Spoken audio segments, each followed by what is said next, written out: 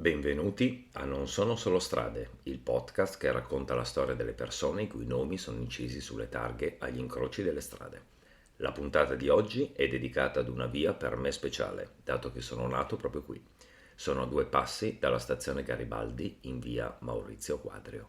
Maurizio Quadrio, nato nel 1800 e morto nel 1876, è stato un patriota italiano. Proveniva da una famiglia con una ricca storia, vantando anche un antenato illustre come Stefano Quadrio, un condottiero del XV secolo. Studiò presso l'Università di Pavia, dove fu allievo di Gian Domenico Romagnosi, e durante gli anni accademici entrò in contatto con l'associazione segreta carbonara dei Federati. Nel 1820 fu imprigionato per la prima volta per essersi schierato a favore dei moti nel napoletano e nel 1821, insieme ad altri 84 studenti dell'università, si arruolò nel battaglione della Minerva e si recò in Piemonte per partecipare ai moti liberali. Dopo il fallimento delle rivolte fu costretto all'esilio e si trasferì a Genova, dove conobbe il giovane Giuseppe Mazzini.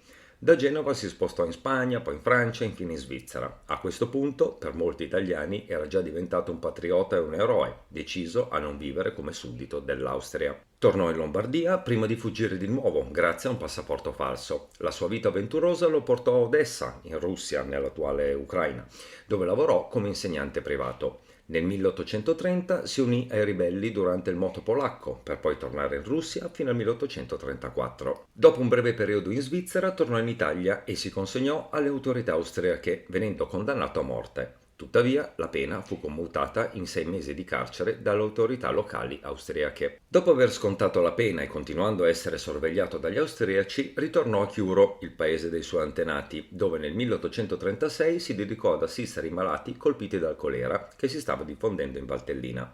Secondo i registri parrocchiali di Chiuro, battezzò 34 bambini tra il 1835 e il 1848, figli di agricoltori, falegnami, muratori, pellettieri, fabbri e calzolai. Arriviamo al marzo 1848, le 5 giornate di Milano. Ovviamente Maurizio Quadrio si recò immediatamente a Milano, dove il governo provvisorio lo nominò commissario per la Valtellina. Una breve esperienza politica, infatti, da lì a poco fu costretto a fuggire dal Lombardo-Veneto e si rifugiò a Lugano, dove rincontrò Mazzini e partecipò alla preparazione dell'insurrezione della Val d'Intelvi nell'ottobre del 1848. Nel 1949 si trasferì in Toscana, dove fu nominato segretario del governo provvisorio, e poi a Roma, dove divenne segretario privato del triumvirato Mazzini, Armelini e Saffi. Da qui si trasferì nuovamente a Marsiglia, quindi poi in Svizzera e infine con l'aiuto di Mazzini a Londra.